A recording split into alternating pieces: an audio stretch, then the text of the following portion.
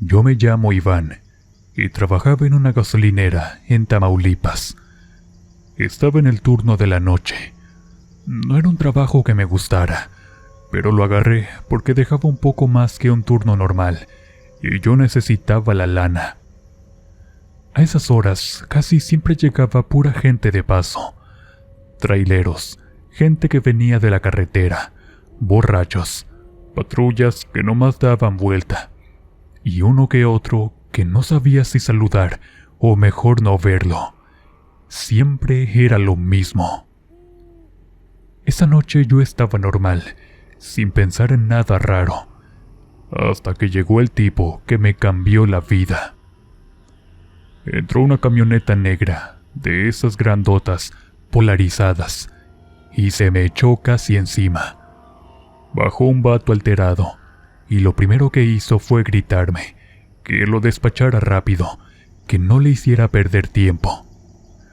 Yo me calenté porque venía gritón, con ese tono prepotente, y cuando me hablan así no contesto. Le dije que conmigo hablara bien o que se esperara.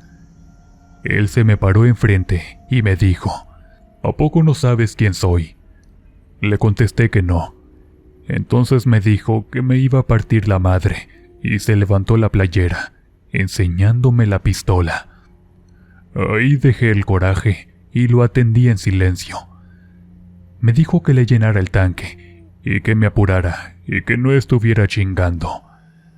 Le puse la manguera y empecé a cargarle sin mirarlo.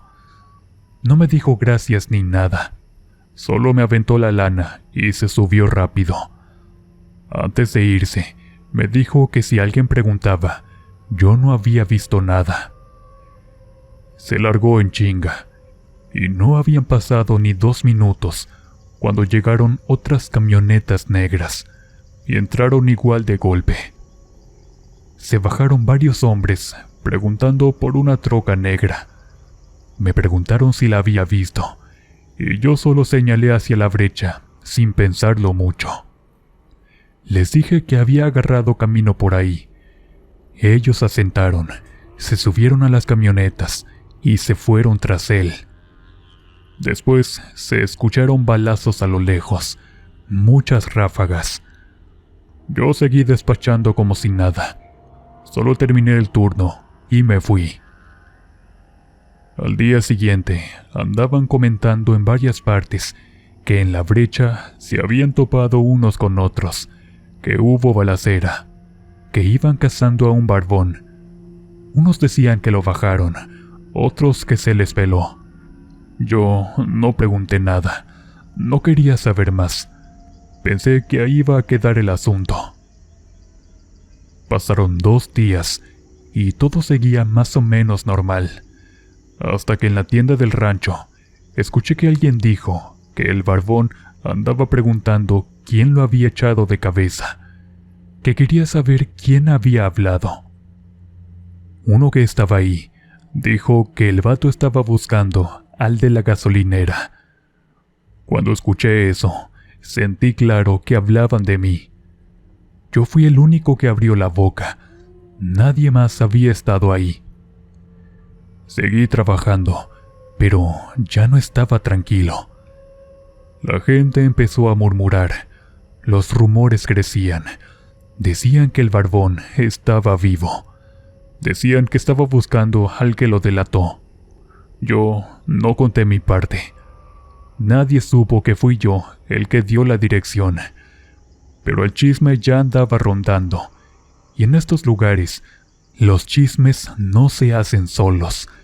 Siempre traen nombre, aunque no lo digan, y tarde o temprano lo señalan. Había noches en las que entraba una troca polarizada, y yo me tensaba sin mover un músculo. Nomás esperaba a ver si el que bajaba era él. Nunca era, pero la idea ya me seguía.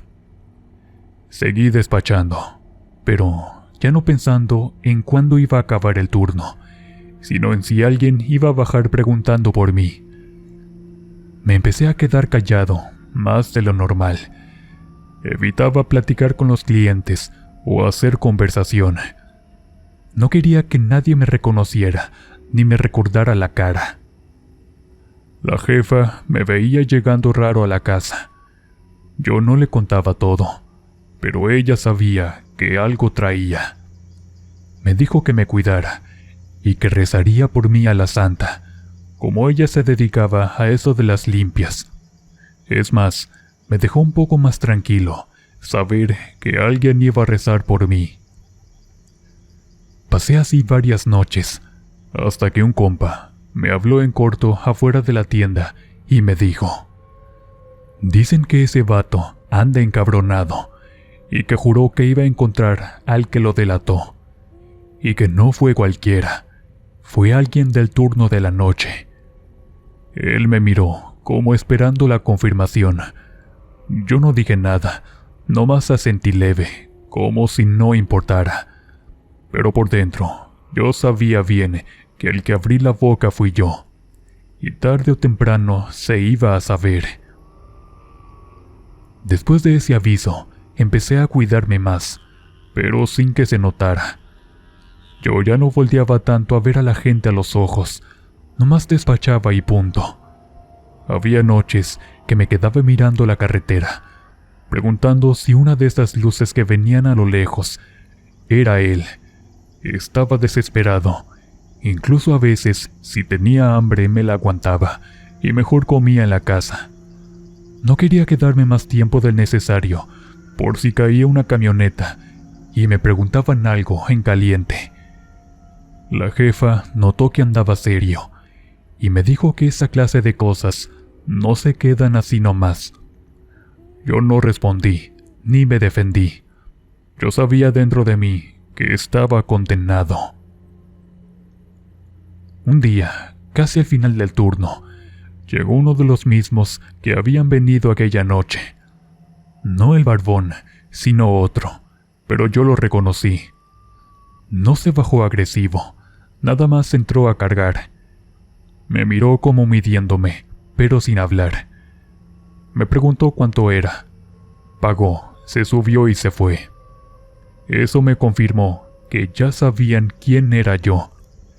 Si vinieron directo a mi bomba, no fue de casualidad. No dijeron nada, pero su silencio fue un aviso. Yo entendí que me estaban dejando vivir mientras resolvían si yo los había ayudado o había estorbado. Y como yo no sabía si el barbón estaba vivo o muerto, no sabía de qué lado caía mi nombre. Yo no tenía defensa. Abrí la boca por calentado, y eso tenía consecuencias. Seguí unos días más así, esperando a ver si alguien regresaba a preguntarme algo. No regresó nadie, pero el ambiente ya estaba cargado. Cuando llegué a la casa, la jefa me dijo sin preguntar: «Tú ya andas en el nombre de alguien». No me pidió explicación, no me regañó. Ella ya sabía de qué lado venía lo que me estaba rondando. Me dijo que si ese hombre no se moría, iba a cobrar lo suyo. Lo dijo así, sin dar vuelta. Yo no discutí, ya ni traté de justificarme. Me senté. Pensé que tal vez era un buen momento para renunciar, pero también pensé que si renunciaba así de golpe, iban a saber que tenía miedo, y eso solo empeoraría las cosas. Me aguanté otro turno, pero ya no me fui tranquilo. La gente hablaba de un muchacho de la gasolinera que había sido el que lo delató. No daban nombre, pero eso no tarda mucho en salir si la gente tiene ganas de que salga. Aquí todo se riega rápido y sin filtro. Un día, un conocido se me acercó y me dijo en corto: «Nomás te digo que se soltó que fuiste tú el que habló. Aguas». Ahí supe que ya no tenía vuelta atrás.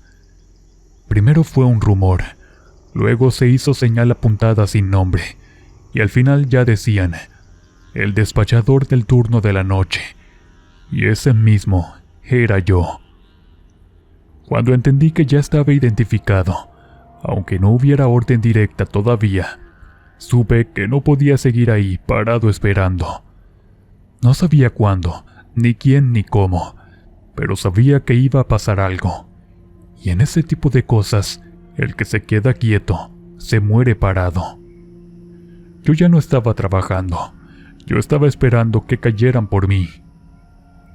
Ese mismo día hablé con la jefa y le dije que mínimo por un rato me iba a esconder. Ella no se sorprendió, nomás me dijo que era lo lógico. Me dijo que si el otro seguía vivo, no iba a olvidar. Yo ya lo había entendido tiempo atrás, solo que ahora lo decía en voz alta. Entonces llegó el momento en que dejé la gasolinera.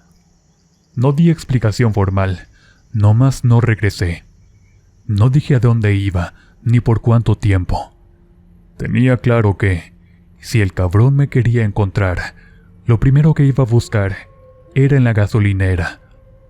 Nadie de mi familia sabía dónde estaba. No dije nada a nadie, porque cualquier comentario suelto podía llegar a oídos equivocados. Me fui primero a la casa de un amigo en otro rancho. No le expliqué gran cosa, solo le dije que necesitaba quedarme unos días. Él no preguntó. Aquí la gente sabe cuándo callarse. Me quedé ahí, sin salir ni asomarme. No quería que nadie me viera, ni siquiera de lejos. A los pocos días, me moví a la casa de un tío. Me quedé ahí otro rato. No llevaba maletas, ni ropa extra, ni nada que diera señales. Me movía ligero, sin dejar rastro. En ese tiempo, nadie sabía dónde dormía cada noche. Yo tampoco pensaba en dónde ir a vivir. No esperaba visitas, ni contestaba llamadas, y no decía en voz alta a dónde iba después. Mientras yo me escondía, el chisme seguía creciendo en la calle. Mi mamá empezó a moverse por su cuenta. Ella no salió a buscar venganza ni justicia. Salió a pedir protección. Se fue con la santa. Empezó a prenderle velas, a rezarle, a hablarle directo. Ella sabía que no era cosa de a ver si pasa, era cosa de a ver si sobrevives. Lo hacía sin decirlo, pero yo entendía que estaba intercediendo antes de que cayera la orden final. Seguía escondiéndome. Dejé de bañarme en un mismo lugar. Dejé de comer en lugares conocidos. Dejé de moverme en horarios fijos. En lugar de dormir 8 horas, dormía por ratos, dependiendo dónde podía acostarme sin que me vieran. Un día me quedé en una bodega donde un conocido me dio chance. Otro día dormí en un cuarto vacío que me prestaron un fin de semana. Y así lo mismo al siguiente. No había hogar, había escondite. La gente empezó a comentar que yo ya no aparecía por ninguna parte. Fue cuestión de días para que el chisme se pusiera peor. Decían que el de la gas ya se había ido del estado, que me habían mandado desaparecer, que ya me habían levantado. Algunos hasta dijeron que yo estaba muerto. Para mí eso no era malo. Si pensaban que estaba muerto, era menos probable que preguntaran por mí. Pero el asunto no se apagaba. Al contrario, entre más silencio había, más ruido hacían los demás. A veces me llegaban rumores por mi mamá. Ella escuchaba cosas en la tienda o en la colonia, y me las pasaba cuando podía verme a escondidas. Me dijo que seguían preguntando, que había gente diciendo que yo iba a caer tarde o temprano. Yo ya no caminaba derecho ni relajado. Ya no vivía. Me estaba moviendo para no morir. No hablaba con nadie fuera de mi familia. No salía a la luz. Dejé de usar redes. Dejé de contestar mensajes. Dejé de aparecer en cualquier lugar donde me pudieran ubicar. Hasta que se empezó a oír otro rumor distinto. que al barbón lo habían vuelto a topar. No con detalle, no con nombres, solo que lo agarraron mal parado. No decían si muerto o herido, pero ese fue el primer chisme diferente. Ese tipo de comentarios no salen porque sí. Cuando la calle cambia el tono, es porque algo pasó. No me confié todavía. Un chisme no significa nada aquí. La gente mata a alguien 5 veces antes de que pase de verdad. Pero el comentario ya no era de que anda buscando al que lo delató. Ahora era, dicen que lo levantaron y que ya lo encontraron muerto. Yo seguía escondiéndome igual, porque todavía no era confirmación. Luego empezó otro rumor, que lo habían baleado feo, que venía muy herido, que ya no servía como antes. Otros decían que se había quedado inválido, otros que lo tenían en una casa escondido, porque no podía moverse. Todo era de boca en boca, ninguno era oficial. Y en estos temas no importa si es cierto. Lo que importa es cuando todos empiezan a repetir lo mismo. El ambiente estaba cambiando, pero yo todavía no me arriesgué a salir. Yo sabía que, aunque el tipo estuviera tirado, si seguía vivo, todavía tenía voz. A veces veía a mi mamá a escondidas. No hablábamos mucho. Ella me decía que la santa ya estaba trabajando. Yo no respondía nada, pero escuchaba. Ella no tenía duda de lo que hacía. Yo no tenía duda de lo que intentaba evitar. Pasaron unas semanas más. Ahí fue cuando el chisme cambió por completo. Ahora decían que ya lo habían matado, que lo acribillaron, lo dejaron tirado, que ya se lo cargaron. Todos repetían lo mismo en distintos lados. Cuando confirmé que la gente habló igual por varios días, ahí fue cuando aflojé. Fue la primera vez desde aquella noche que pensé que podía volver. Pensé que ya había terminado. Pensé que todo iba a seguir como antes. Creí que si él ya estaba muerto, la deuda ya estaba pagada, porque ya no había a quién responderle.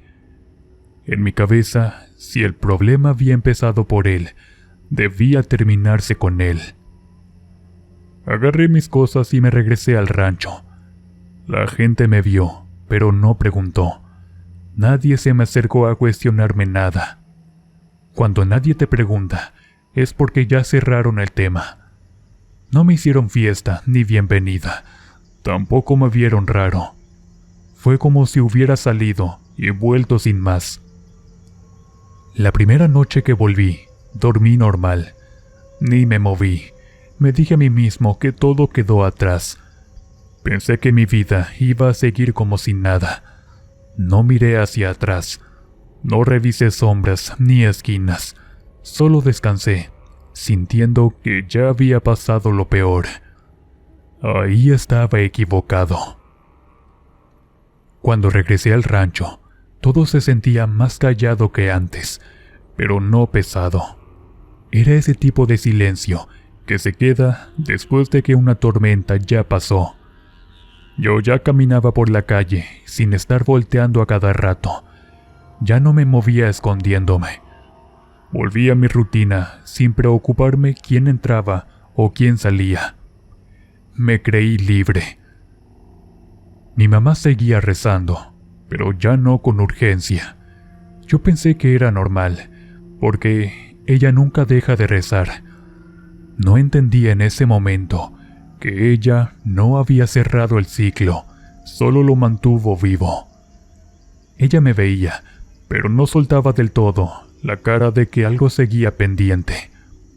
Yo pensé que era preocupación de mi madre. Nunca imaginé que era presentimiento. Yo no sabía, porque uno nunca ve esas cosas venir, que lo que estaba muerto era el cuerpo y no la deuda. Yo creí que con la muerte física se había terminado el precio. cuando lo que en realidad pasó fue que lo dejaron suelto del otro lado. Nada me avisó en ese momento. No hubo sueños, no hubo sombras, no hubo señales raras al principio. Todo parecía normal. Lo que yo no sabía era que lo peor aún no había empezado. Me desperté sin razón, abrí los ojos y ahí estaba parado al pie de mi cama, ensangrentado, con la ropa rota y la cara abierta donde le habían pegado los tiros. No entró, no se anunció, no hizo ruido. Nomás estaba ahí, derecho mirándome.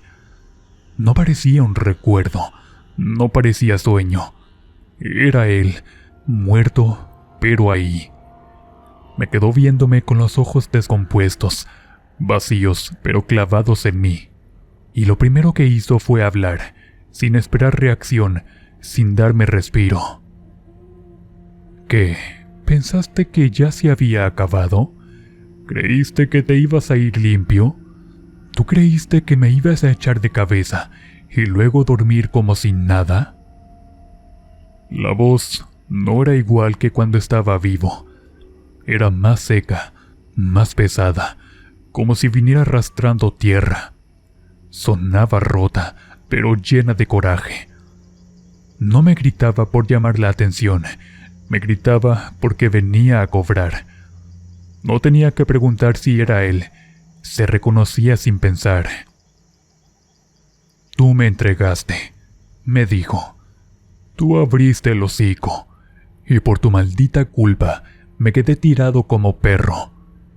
¿Te crees vivo? No acabaste, apenas vas empezando conmigo. No se movía, pero su presencia llenaba el cuarto. No era aparición de espanto ligero, era una presencia que ocupaba el espacio como si todavía tuviera cuerpo. Yo no hablé, él no necesitaba respuesta. Lo único que esperaba era mi miedo. No te voy a dejar en paz, siguió. A mí me tumbaron, y a ti te toca pagar lo que hiciste.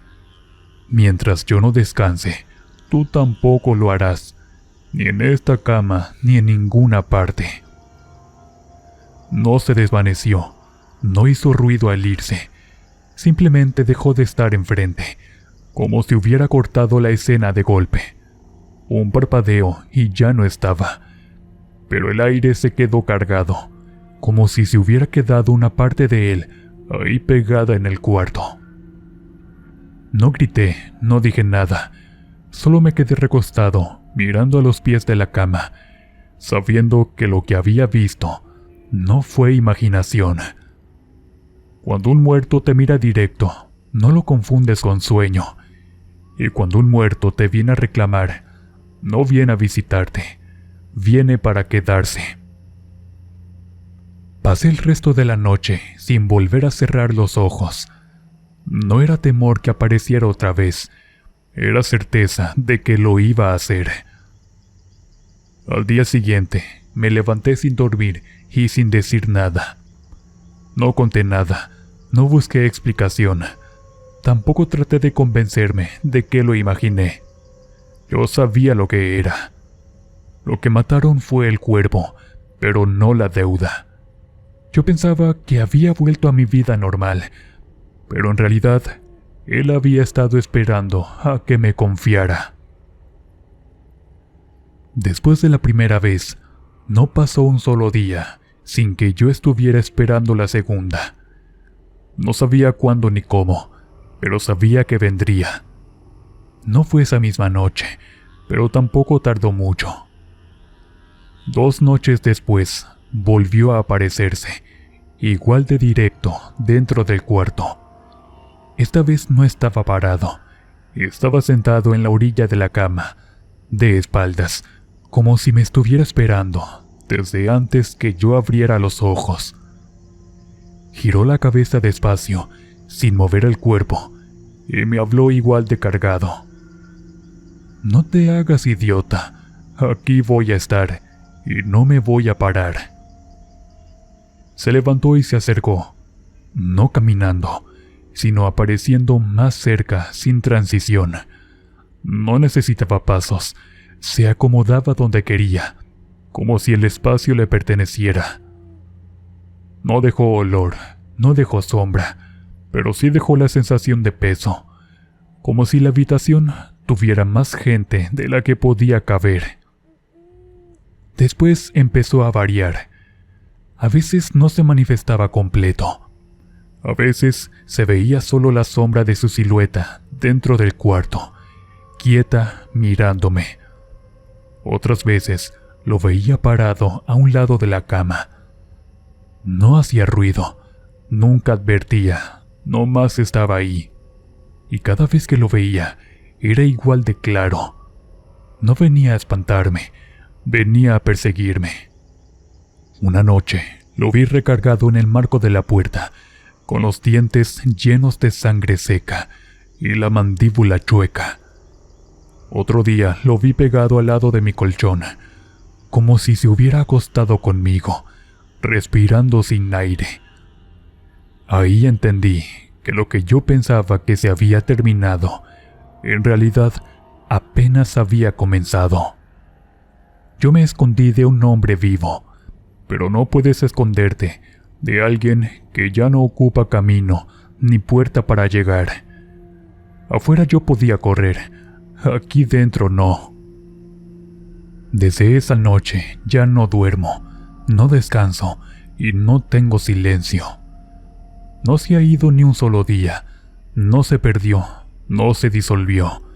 Está ahí, despierto o acostado, con los ojos abiertos o cerrados, adentro del cuarto o a un lado de la cama. No vino a espantarme, vino a quedarse conmigo. Mi mamá ha hecho limpias, oraciones y promesas, pero nada lo mueve, porque él no está pidiendo perdón ni salida. Lo que quiere es que yo caiga igual que él. No está muerto para mí, no lo van a enterrar 2 veces. Yo sigo siendo la deuda pendiente, y mientras él no descanse, yo tampoco lo haré. Él sigue donde mismo, a los pies de mi cama, esperando el día en que me toque irme con él. Mi madre sigue rezando a la Santísima, pero hasta el día de hoy, no hay nada que me salve.